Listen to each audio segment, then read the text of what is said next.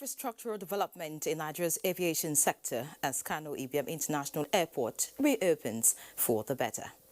An update on damaged Rigachikun Bridge in Kaduna State.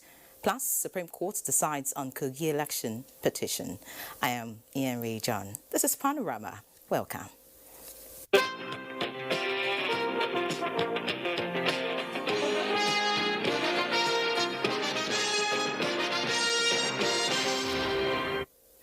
The Supreme Court has dismissed the appeal of the candidate of the People's Democratic Party, PDP, Musa Wada, and its party against the election of Mr. Yahya Bello as governor of Kogi State. The Apex Court, in a unanimous judgment, dismissed the appeal for lacking in merit and upheld the concurrent decisions of the majority of the Kogi State Governorship Election Petition Tribunal and Court of Appeal for lacking in merit. The lead judgment, read by Justice Owani Abba Aji, held that the appellants were unable to prove allegations of electoral malpractices in the November 16 governorship election. The Apex Court held that failure of the appellants to call polling units agents was fatal to their case, adding that the appellants merely dumped documents that could not be attached probate value. People of the Southeast geopolitical zone are expressing delight with the efforts by the President Muhammadu Buhari's administration for keeping faith with its promise of upgrading facilities at the Kano Ibiam International Airport, Enugu, to match global standards. Speakers at the reopening of the airport believe that this and other federal government projects in the zone speak volume of the administration's commitment to infrastructure development across the country. Susan Eze now reports. With the runway extended up to 3 kilometers, airfield lighting and other auxiliary facilities all upgraded to standard, this ceremony marks a new dawn at the Akani Ibiam International Airport, Enugu. Governors of the Southeast Zone are grateful to President Muhammadu Buhari for demonstrating strong commitment to infrastructure development, which the Southeast Zone is a beneficiary. With the Akani Ibiam Airport, the second Niger Bridge, the Enugu-Onitsha Expressway, and other projects standing out as shining examples. Thank you, Mr. President. The second Niger Bridge is moving on very well, and it's a product of dialogue and persuasion. A testimony of determination to rebuild the nation through the provision of critical infrastructure to stimulate economic growth and development of the Nigerian nation. Other stakeholders, including the former Deputy Senate President, Senator Ike Ekweremadu, and the President General Ohaneze Ndibo, Chief Nnianwodu, also lauded the project, hoping that the terminal and cargo wings of the airport will also enjoy such speedy completion.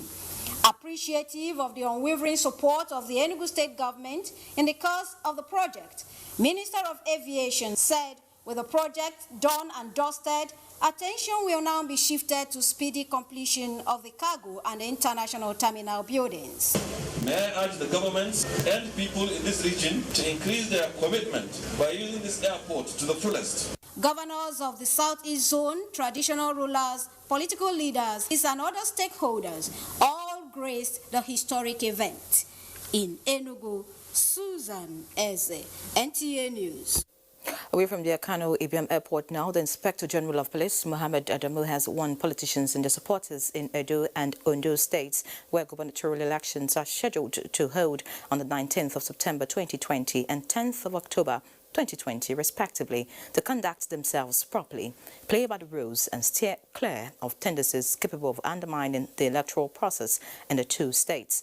In a statement, the IGP gave the warning, having reviewed the election security threat assessment reports submitted by the commissioners of police from both states in a meeting held Tuesday, 25th of August 2020.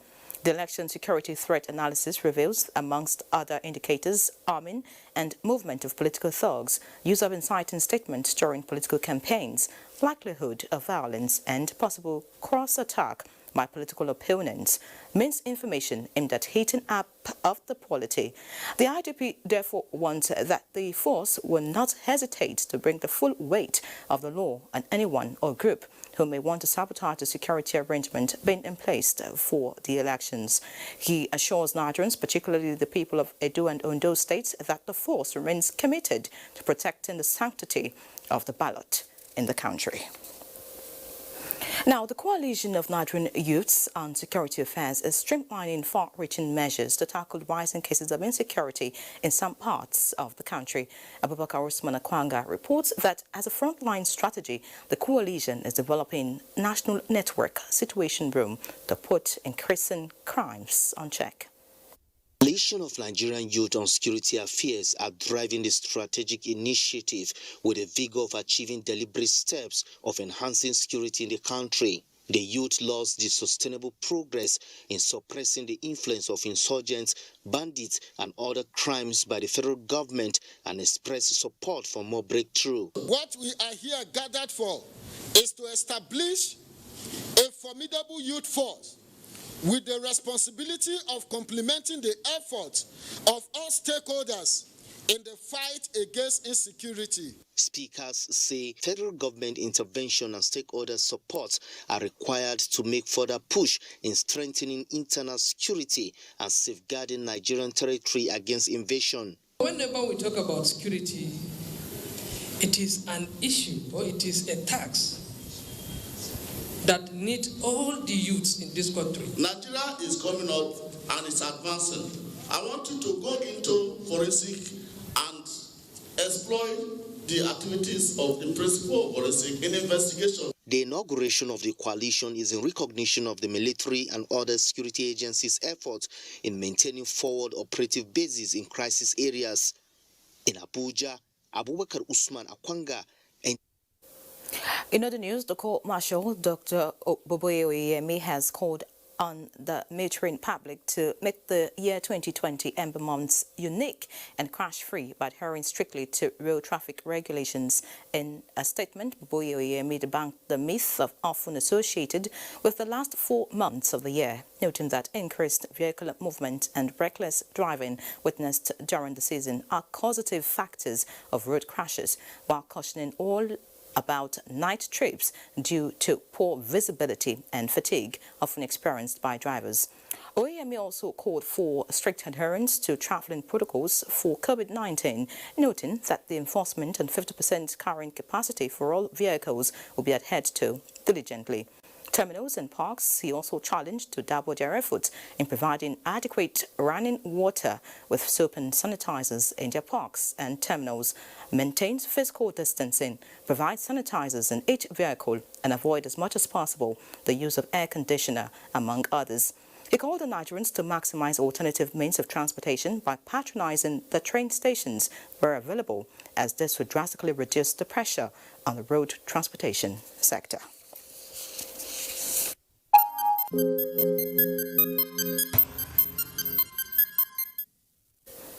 Now, looking at the numbers as regards the pandemic, Nigeria has recorded its lowest daily COVID-19 caseload in 4 months as the Nigeria Center for Disease Control confirmed 138 new cases for the 30th of August 2020. So far, a total of 53,865 cases have been confirmed in the country, with 41,513 cases discharged, indicating a recovery rate of 77% of total infections and a death toll of 1,013 in 36 states and the Federal Capital Territory.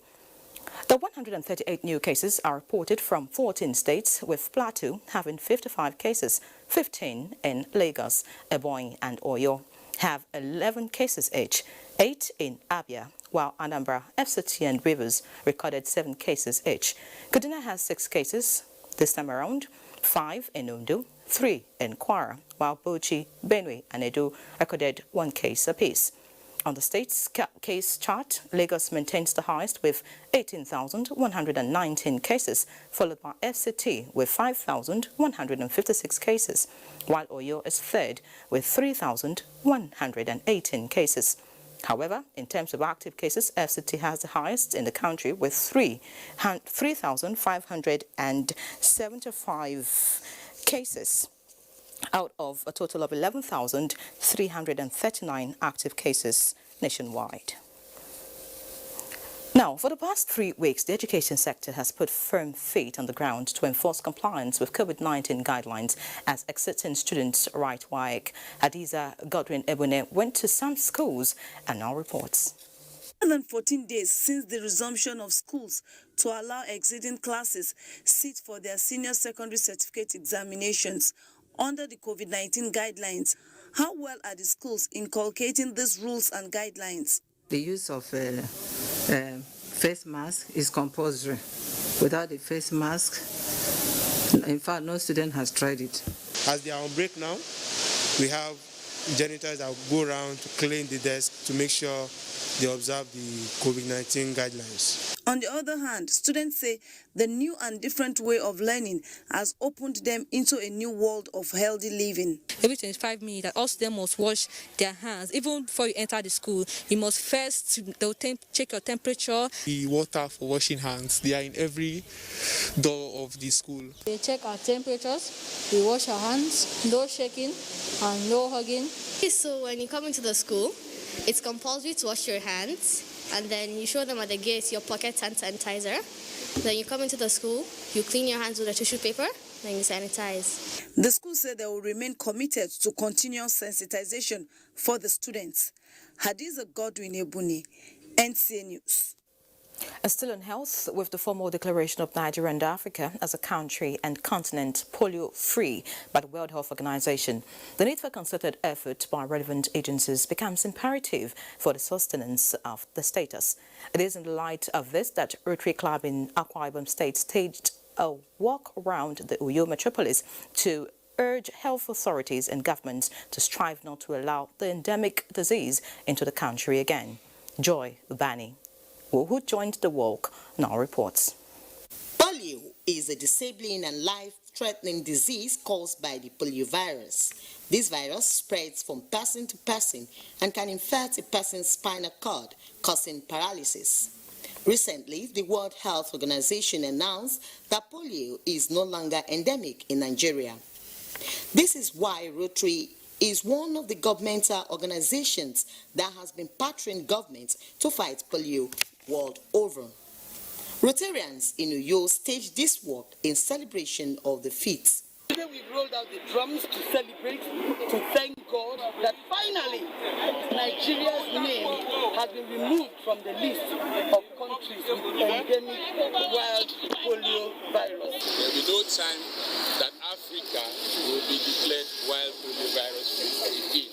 This is a milestone that we kept, and we have been able to meet that milestone of getting Nigeria and getting Africa certified. Keep polio at zero is the focus of the work. In Uyo, Joy Ubani, NTA News. We'll now take a quick break. Panorama will be back shortly. Do stay.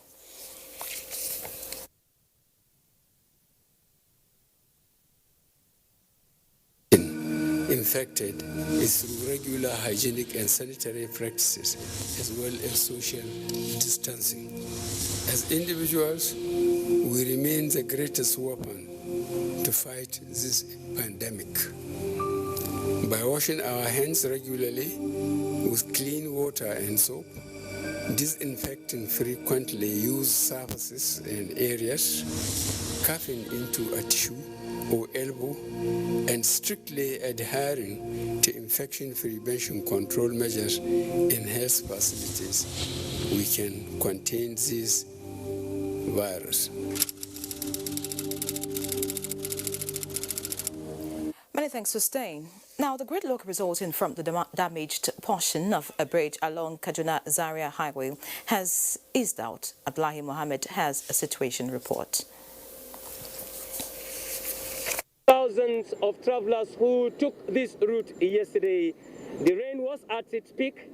This side of the bridge cave in, wear and tear, pressure, that will be left for experts to determine. But coming in this morning, we have seen the contractor bringing in men and machine, trying to barricade this side of the bridge to stop the flow of traffic through this way. And over there you can see sign of relief for many travelers that the traffic is flowing without hindrances. And we have seen also security men on ground, men from the State Emergency Management Agency trying to ensure that everything is secured here and then the motorists adhere to traffic rules. We are here in case there is an issue of a vehicle running over, the fire service will be there to give a helping hand to make sure that we rescue whoever is involved in any form of accident or any emergency at all. Now, under the bridge, everything seems okay, except that the volume of water that flows under the bridge, an indication of the fact that this may be doubled as a result of massive rainfall. In Kaduna, Abdullahi Mohammed, NTA News. Abdullahi Mohammed is now joining us via Zoom for an update on the collapsed bridge. Thank you, Mohammed, for joining us on Panorama. Thank you for joining us in Kaduna. Okay, now over 24 hours after the collapse of the bridge, what is the situation along Kaduna-Zaria Highway? Well, one critical thing that has changed is the fact that the gridlock that happened on the road yesterday has eased. Yesterday, a lot of travelers on that road were stranded, impatient. So those ones coming from Kaduna to Zaria took one way as a result of that problem on that bridge. And those ones coming the other way also took one way, and at the end, they all got stranded. And massive gridlock, leaving a lot of people stranded, leaving their vehicles, some of them trekking. But we got there this morning. What we saw is that there's a free flow of traffic at the other lane, which the two vehicles coming both from Zaria and going to Zaria are using right now. It is there's free flow, but then again there's a deployment of machines and employees of the contractor on top of that bridge, trying to get to understand what exactly has happened, the extent of damage, trying to put barriers so that the traffic flow to that bridge will be stopped. Anything can happen. Somebody can just take that road, and then before you know it, he falls into that big, massive hole created by the space where the part of the bridge came in. They're still there, working on it. That's where I got my report a couple of moments ago. All right, Abdullahi, but I'm sure it's a terrible experience for commuters, I can imagine. What would you say is responsible for the collapse of the bridge?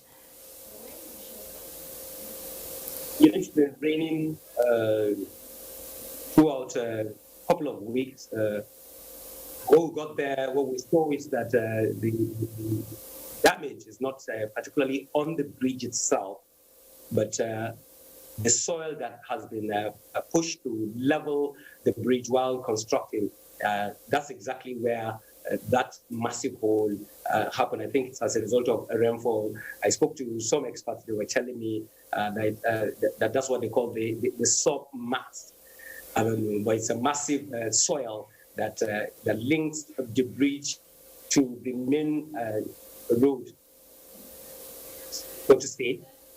That's as a layman concern. That is what gave way, not the bridge itself. Okay, thank you so much for that clarification. But what would be your advice now? You've been on the spot, you've seen what's happening and what travelers are going through. What would be your advice to travelers now applying that route, or those planning to go that way? We'll have to be very, very, very careful. They have to go very slow, and then they should understand that it's now one way. When you're coming from Kaduna, you will have to take the other lane. As you get to the end of Kao, there's a barrier that leads you to the other lane. You should drive very slow and be very, very careful. Look at your front and your side to be sure that you're going on the right lane, because you might, if you're not careful, you might just drive straight, and without that barrier itself, you can just drive into a massive hole straight. So I think people have to be very careful. Motorists will take that place must be very, very careful. All right, thank you so much, Abdullahi Mohammed, for that update. All right, now looking at flood-related issues as rainfall intensifies, flooding continues to wreak havoc to farmers in Sokoto, Zamfara, Kebbi and Niger states. The flooded water is said to be moving across more than 150 kilometers from Zamfara to empty into the river Niger in Kebbi and Niger states. Musa Babaliu has more. Were said to be responsible for the flooding ravaging farming communities in Sokoto, Kebbi and Niger states. First is the level and frequent rainfall, which are beyond the earlier prediction. The second factor is this: the gradual release of water from the Goronyo Dam. This is a reservoir of water that contains about 984 million cubic meter, almost 1 billion. The water moved from here in Goronyo to River Niger after traveling for more than 700 kilometers. This water goes down to Kebbi, Niger State. You understand? So it's what fed all the farmers along the plain. The flood is from Arugungu here down to Suru to Kaoji, while on your right is from Arugungu up to Sokoto to Goranyu. Federal government and the Central Bank of Nigeria say farmers operating under Anchor Brewers program will be given a waiver in loan recovery. Farmers have invested nearing harvest time. They have made all the necessary activities from land clearing, from other application, everything. Just close to that, to harvest time, we're experiencing this. An insurance premium that has been paid for every farmer that participated. So that also will help recoup whatever losses. And also with the planting that they are going to plant as soon as the water is receding, the farmers will be able to come back to the business immediately. The assessment of the damages occasioned by flood continues. From Goronyo in Sokoto, Musa Baba Aliyu, NTA News. Meanwhile, intersectoral collaboration between stakeholders involved in the management of flooding and other emergency challenges across Niger State have been activated towards the mitigation of the impending water overflow to hit the state from the Niger Republic. Dauda Mohammed reports that the non-functionality of the hydroelectricity power producing areas development commission is a major hindrance to addressing mitigation efforts. Across Niger State can be categorized into two. In the urban setting, the main challenge of flooding is caused by the indiscriminate dumping of refuse into drains and the building of houses on waterways, while the rural flooding is caused by communities living across the river banks and have refused to move even when danger is imminent. This year alone, many lives and property, including farms, have been lost to flooding, especially those involved in aquaculture, with countless people rendered homeless. So we need government to come in and do something urgently, or else the level of unemployment will continue to increase.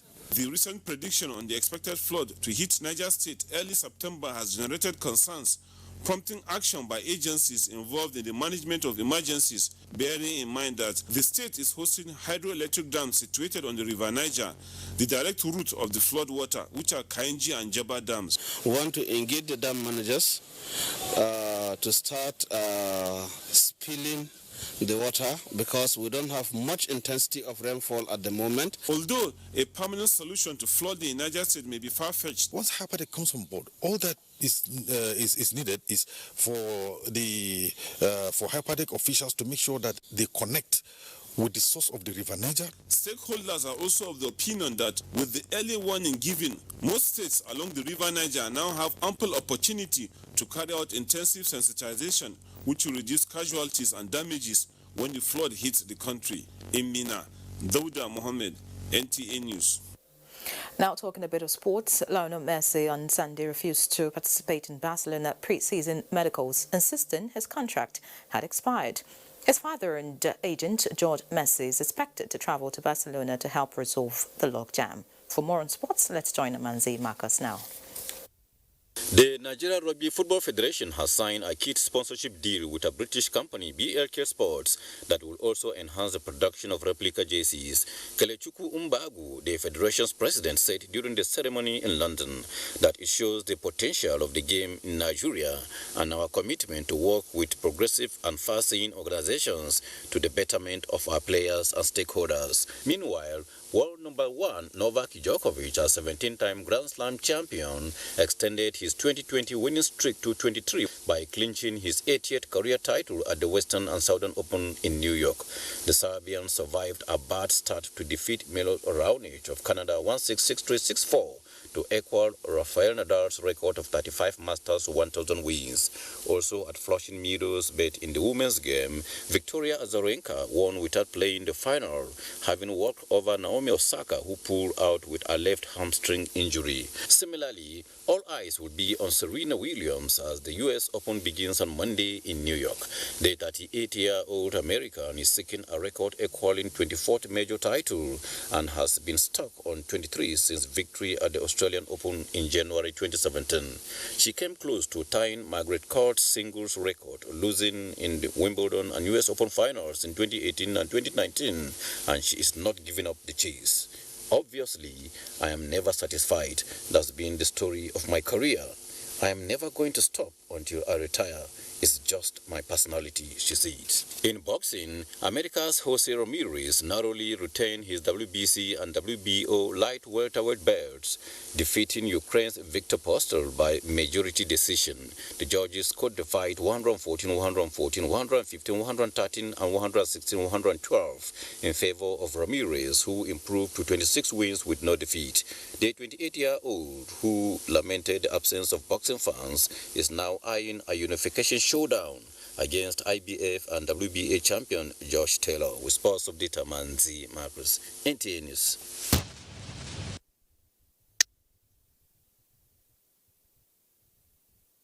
All right, that's Panorama today. And just a quick reminder that we must continue to fight against rape and rapists. And of course, do the needful as regards the pandemic and stay safe. Enjoy the rest of your day.